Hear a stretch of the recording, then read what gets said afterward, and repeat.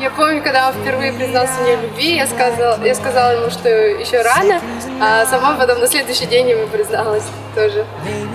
Было, конечно, смешно, но, наверное, просто тогда в чувства нас играли, и мы такие вот откровенничали. На год наших отношений он нам сделал свидание на крыше.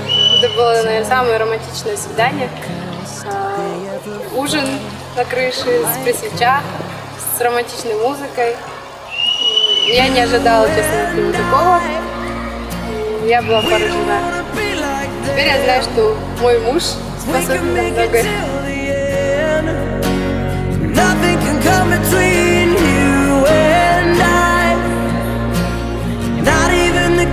Above separate the two of us. No, nothing can come between you and I. Oh, you and I. Больше всего нравится в ее характере то, что она ведет себя иногда как маленькая. Я стараюсь даже иногда разговаривать с ней как с маленьким человеком. Не то, что маленький, а вот как будто она в душе вот себя все еще чувствует маленькой. И вот это мне больше всего нравится. Вот. В то же время в ее характере мне нравится то, что она такая